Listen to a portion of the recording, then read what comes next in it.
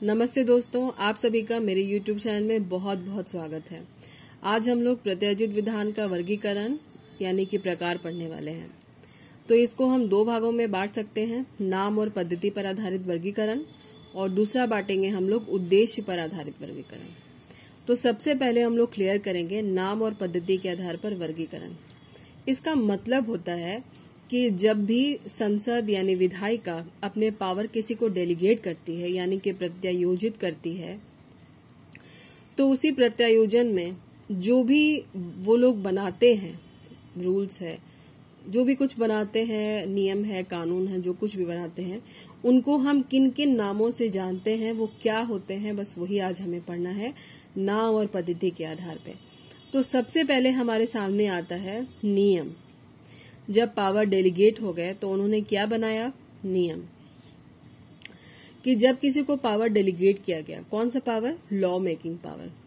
जब power delegate हो गए और डेलीगेट करने के बाद में उस बॉडी ने, उस संस्था ने जो भी कुछ करने और नहीं करने के लिए कुछ कहा, ये बताया कि आपको ये करना है, नहीं करना है, कुछ करने और कुछ नहीं करने के लिए जब कुछ कहा, तो वही बन गया नियम यानी कि रूल। बहुत आसान है। दूसरा है विनियम। विनियम एक ऐसा साधन होता है जिसकी वजह से सरकार जो है रूल या ऑर्डर को पब्लिक करती है, यानी कि सार्वजनिक कर देती है, सब तक पहुंचा देती है, प्रकाशित कर देती है। तो ये जो साधन होता है ये कहलाता है रेगुलेशन यानी कि विनियम।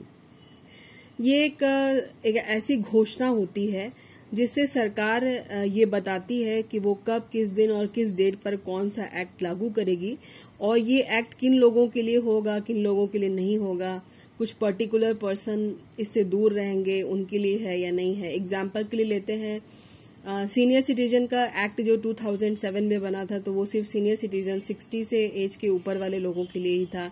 कुछ बेनिफिट्स प्रोवाइड किए गए थे उन लोगों को।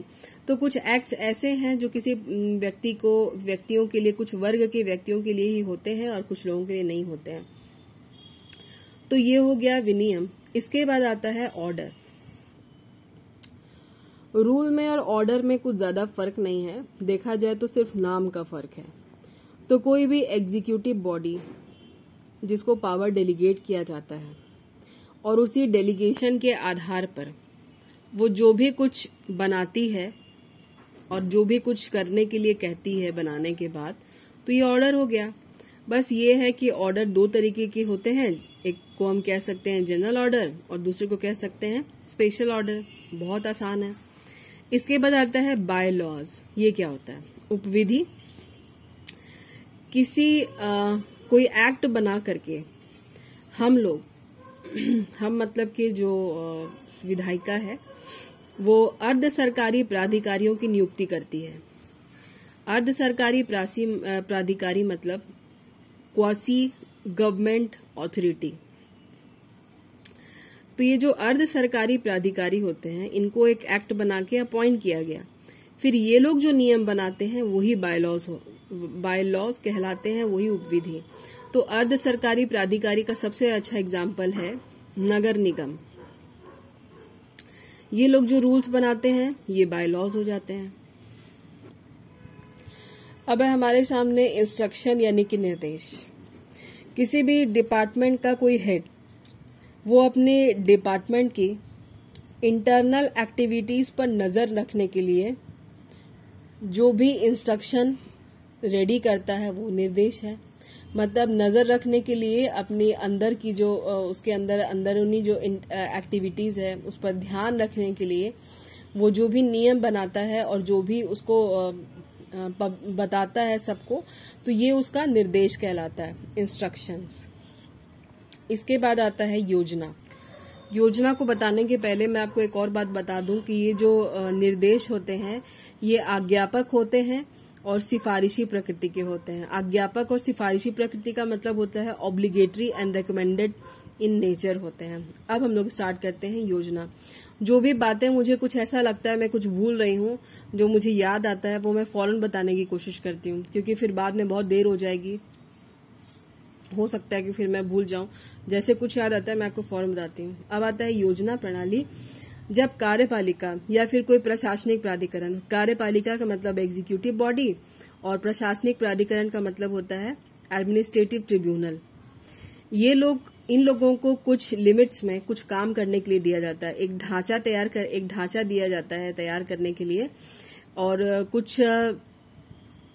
कोई प्लान होता है जिस पर इन लोगों को काम करना होता है। तो जो ढांचा इन लोगों को दिया गया है जिस पर उनको वर्क करना होता है, तो यही हो जाता है योजना यानी कि प्लान। और ये एक दायरा होता है, एक ढांचा बना के दे दिया गया और कहा कि आपको इसी दायरे में काम करना है, इन्हीं रिस्ट्रिक्शंस को फॉलो करते हुए इन्हीं लिमिट्स में आपको काम करना है। तो ये हो गया योजना, प्लान। तो ये जो यहाँ पर नाम पद्धति के आधार पर वर्गीकरण था, ये हो गया। इसमें आपको कोई प्रॉब्लम होगी तो आप कमेंट बॉक्स में नीचे मुझसे जरूर पूछिएगा। अब आते हैं उद्देश्य पद्धति के आधार पर वर्गीकरण। तो सबसे पहला पॉइंट है अधिनियम को लागू करने का अधिकार। इसका अधिनियम को लागू करने के अधिकार का यहाँ पर मतलब ये है कि जब विधायिका ने अपने कानून बनाने की जो शक्ति है वो प्रत्यायोजित कर दी, तो सरकार के पास जब वो शक्ति चली गई तो वो अपने हिसाब से उस कानून को लागू करेगी। जो वो बनाएगी अपने हिसाब से, अगर उसको बनाना होगा तो वो अपने हिसाब से जिस डेट पर उसको लागू करना है वो उसी आधार पर ही लागू करेगी।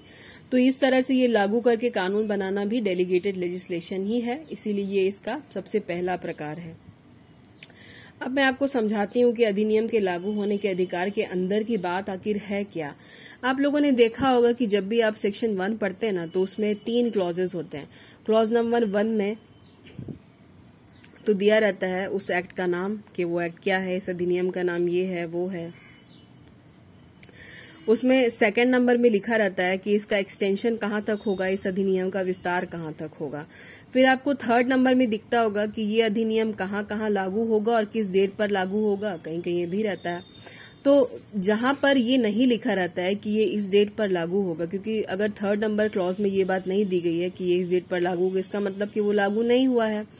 अब कहीं कहीं लिखा रहता है कि उसको सेंट्रल गवर्नमेंट अपने हिसाब से लागू करेगी।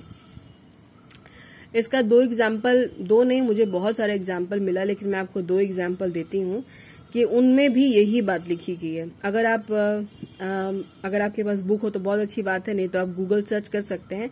उसमें आपको मिलेगा हायर परचेज एक्ट का सेक्शन नंबर 1 का clause number 3 and civil right protection act का क्लॉज नंबर 3 सेक्शन 1 का ही। इसमें लिखा हुआ है, it shall come into force on such date as the central government may be notification in the official gazette appoint. इसका मतलब ही यही है कि जब उन्होंने डेट नहीं दी है उसके लागू होने की, तो इसका मतलब कि वो गजट निकाल करके खुद बताएंगी कि उनको कौन सी डेट पर और किस दिन इसको लागू करना है। तो ये हो गया, अधिनियम को लागू करने का अधिकार भी डेलीगेटेड लेजिस्लेशन के पास होता है। दूसरा होता है अधिनियम का दायरा और जीवन काल बढ़ाने का अधिकार। इसका मतलब होता है कि जब भी कोई अधिनियम सरकार किसी एक्ट को बनाती है तो उसका दायरा यानी उसका क्षेत्र विस्तार कहाँ तक होगा ये डिसाइड करने का पावर भी उनके पास होता है, वो ये भी डिसाइड कर सकती है। और जीवन काल बढ़ाने का अधिकार, अगर उन्होंने किसी एक्ट को बनाया है और अगर उस एक्ट को सिर्फ 10 साल के लिए ही बनाया है या 20 साल के लिए ही बनाया है, तो वो चाहे तो उस अधिनियम में और विस्तार कर सकती है। वो चाहे तो उसको और 20 साल, 30 साल, 50 साल या हमेशा के लिए उसको लागू रहने दे सकती है। तो ये उन्हीं के ऊपर डिपेंड करता है जो इस अधिनियम को बनाते हैं। तो सरकार के ऊपर ये निर्भर है। जैसे कि मैं एग्जांपल लेते हैं, आपने देखा होगा जब आप सिविल प्रोसीजर कोड पढ़ते होंगे तो उसमें वहां लिखा रहता है सेक्शन 1 में कि ये जम्मू कश्मीर को तो हटा ही देते हैं, तो अब ये नागालैंड और कुछ जनजातीय क्षेत्रों पर लागू नहीं होगा सीपीसी। लेकिन वहां ये भी लिखा रहता है कि राज्य सरकार के पास में ये अधिकार होता है कि वो राजपत्र में अधिसूचना घोषित करके वो जब चाहे जिन क्षेत्रों पर चाहे सीपीसी को लागू कर सकते हैं या उसके किसी भाग को लागू कर सकते हैं। तो ये राज्य सरकार के पास में ये पावर डेलीगेट कर दिया जाता है उसको, उसके लिए कि वो जब चाहे इस अधिनियम को लागू कर सकते हैं और ये भी बता सकते हैं कि किन क्षेत्रों पर किन लोगों पर यह अधिनियम लागू होगा, किन पर यह अधिनियम लागू नहीं होगा।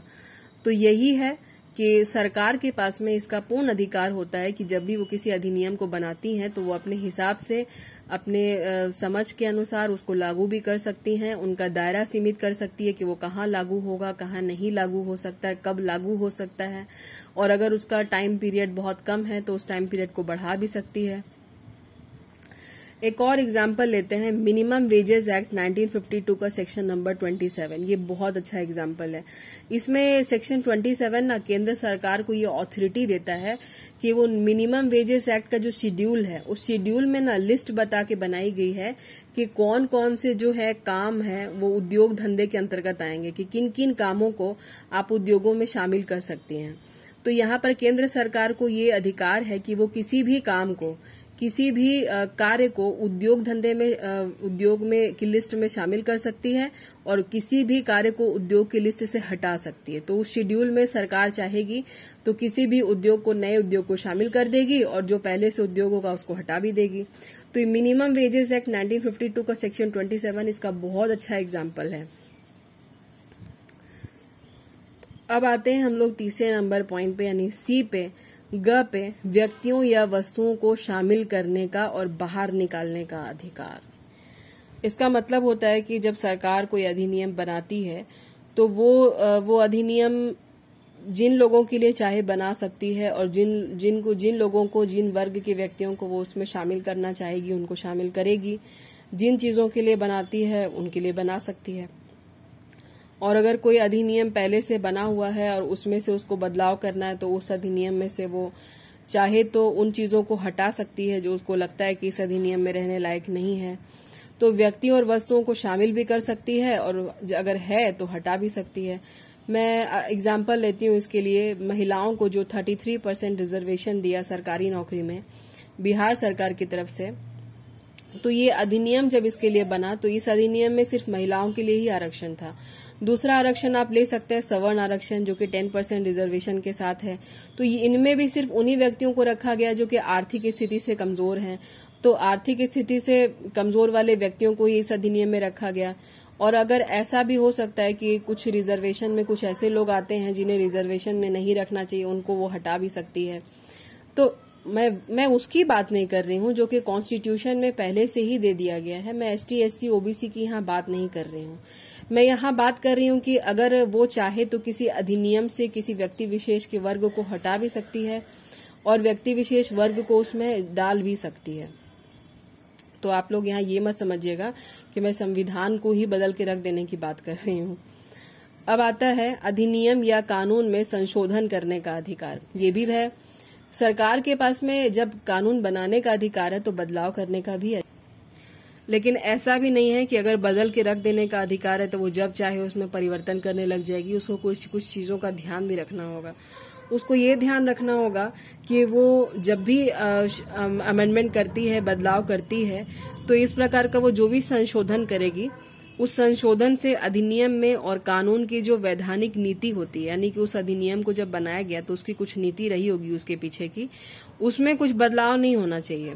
अगर वो उसमें बदलाव करके कोई संशोधन करती है तो वो संशोधन मान्य नहीं होगा। वो ऐसा अमेंडमेंट नहीं कर सकती है कि जो उस ओरिजिनल जो एक्ट है उसी को बदल के रख दे। नहीं, वो ऐसा नहीं कर सकती। उसको बस उन्हीं चीजों को बदलना है जो कि जरूरत के हिसाब से ठीक है। अब आता है नेक्स्ट, कठिनाई को दूर करने का अधिकार। अब सरकार ने कोई अधिनियम बना दिया, अब उसको लागू करने में दिक्कत हो रही है, लागू नहीं हो पा रहा है क्योंकि जहां उसको लागू करना है वहां की परिस्थिति वही CA और NRC वाली हो गई है कि वो लागू कर ही नहीं पा रही है। अब दिक्कत पेश आ रही है। तो अब दिक्कत के लिए क्या करना है? उस संशोधन और बदलाव के बाद या फिर किसी एक्ट को बनाने के बाद एक और नोटिफिकेशन से गजट इशू करके सरकार वहां पर उस कठिनाई को, उस प्रॉब्लम को दूर करने के लिए कुछ और प्रावधान, कुछ और प्रोविजन, कुछ और रूल बनाती है ताकि जो उसने एक्ट बनाया है उसको वो अच्छी तरीके से और सफलतापूर्वक, शांतिपूर्वक लागू कर सके। तो वो दूसरा जो प्रोविजन बनाएगी वो उसको ये ध्यान में रख के बनाना है कि जो उसने ओरिजिनल एक्ट बनाया है वो उसके प्रावधान से असंगत नहीं होना चाहिए। असंगत मतलब कॉन्ट्राडिक्ट नहीं होना चाहिए, टकराने वाली स्थिति नहीं होनी चाहिए कि जो कानून उसने बनाया है उसको लागू करने के लिए जो वो अलग से प्रोविजन दूसरा बनाती है, नोटिफिकेशन निकाल करके, गजट इश्यू करके अगर बना रही है तो उसको मैच होना चाहिए पहले जो उसने एक्ट बनाया है उससे। क्योंकि भाई वो अपने हेल्प के लिए ही ना दूसरा प्रोविजन बना रही है, वो ऐसा तो कोई दूसरा प्रोविजन नहीं बनाएगी ना कि जिससे उसको खुद को ही प्रॉब्लम हो जाए कि उसके जो उसने प्रोविजन बनाया वो उस एक्ट के बिल्कुल विपरीत ही बात कर रहा है। तो यहाँ पर सरकार को अपनी कठिनाई को दूर करने के लिए एक्ट को सफलतापूर्वक, शांतिपूर्वक किसी जगह पर, क्षेत्र में लागू करने के लिए उसको ये ध्यान रखना है कि वो वैसा ही प्रोविजन बनाए जो मूल अधिनियम से असंगत नहीं होगा। दंड निर्धारण करने का अधिकार। जब विधायिका ने कोई कानून बनाया और वो कार्यपालिका को दे दिया कि भाई जाइए आप लोग इसको लागू करवाइए, तो कार्यपालिका के जो भी अधिकारी होंगे उनको विधायिका की तरफ से ये भी ऑर्डर दिया जाएगा कि जब भी आप लोग इसको लागू करवाएंगे और लागू करवाने में अगर आपको कोई दिक्कत पेश आती है, आपको कोई कठिनाई दिखती है या लोग इसमें कुछ हंगामा करते हैं या कुछ भी स्थिति जो है आपत्तिजनक बन जाती है, तो आप उसके लिए पनिशमेंट भी अपना सकते हैं कि उन लोगों पर आप पनिशमेंट लगा सकते हैं, उन लोगों को आप पनिश कर सकते हैं जो कि इस अधिनियम को लागू होने से रोक रहे हैं या लागू होने नहीं देना चाहते। तो इस तरह के पावर जो है विधायिका कार्यपालिका को, यानी कि लेजिस्लेचर अपनी एग्जीक्यूटिव को ये पावर डेलीगेट कर देती है कि अधिनियम को लागू करवाने में अगर आपको कोई दिक्कत आती है या कुछ लोग इसको लागू होने नहीं देना चाहते हैं तो आप इसके लिए पनिशमेंट भी लगा सकते हैं। तो आज के लिए ये दोनों जो अलग अलग पद्धति के आधार पर था जो मैंने आपको समझाया, उम्मीद है कि आपको बहुत अच्छे समझ में आ गया होगा। और उम्मीद ही नहीं, मुझे अभी विश्वास होने लगा है कि आप लोगों को मेरी बात बहुत अच्छे समझ में आती है, क्योंकि मुझे व्यूज बहुत मिलते हैं। सब्सक्राइबर अभी भी मेरे नहीं बने हैं उतने, लेकिन व्यूज अच्छे मिलते हैं, कमेंट्स अच्छे आते हैं तो अच्छा लगता है, लाइक्स मिलते हैं। तो यही कहूंगी कि आप लोगों को सच में पसंद आता है और आप लोग व्यूज यानी कि देखते हैं, तो उसके लिए थैंक यू कि आप लोग अपना समय निकाल करके मेरा वीडियो देख रहे हैं। तो बहुत बहुत शुक्रिया कि आप लोग देख रहे हैं। तो देखने के साथ आप एक और काम भी कर सकते हैं ना कि आप लोग मेरे चैनल को सब्सक्राइब कर लीजिए, तो आपको और आसानी से नोटिफिकेशन मिलेगा, बहुत आसानी से आ जाएगा। अब यहाँ पे आप लोग को सर्च करना पड़ता होगा जब भी आप लोगों को देखना है तो कृपया आप लोग मेरे चैनल को सब्सक्राइब कर लीजिए, तो आपको और आसानी से मिल जाएगा। क्योंकि आपको, मुझे यकीन है कि आप लोगों को मेरा वीडियो और लेक्चर्स अच्छे लगते हैं, तभी आप लोग देख रहे हैं। तो आप लोग सब्सक्राइब करके बेल आइकन प्रेस कर दीजिए और लाइक्स कीजिए, जिससे मुझे पता चल जाए कि सच में मेरा वीडियो और मेरी मेहनत जो है वो सफल हो रही है और वो सही जगह पहुंच रही है। और नहीं पसंद आता तो डिसलाइक कर दीजिए, बहुत आसान है ये करना भी। और अगर आपकी कोई प्रॉब्लम है तो नीचे कमेंट बॉक्स में जरूर लिख के बताइए। अब नीचे जो आपको पॉइंट्स दिखाई दे रहे हैं, इन्हीं पॉइंट्स के साथ मैं आपको अगले लेक्चर के साथ मिलूंगी। तब तक के लिए आप लोग इन पॉइंट्स को नोट कीजिए और अपने बुक से इसको सेल्फ स्टडी कीजिए, मेरे लेक्चर को सुनिए, बहुत मन लगा के पढ़िए और अपना ध्यान रखिए। नेक्स्ट वीडियो में आपसे मुलाकात होगी, तब तक के लिए टेक केयर।